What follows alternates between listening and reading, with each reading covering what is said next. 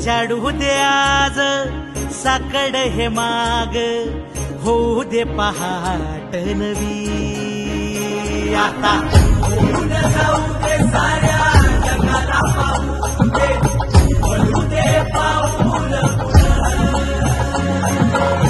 जरी काट पाया खाली टाकल्या येऊ दे, वळू दे पाऊल.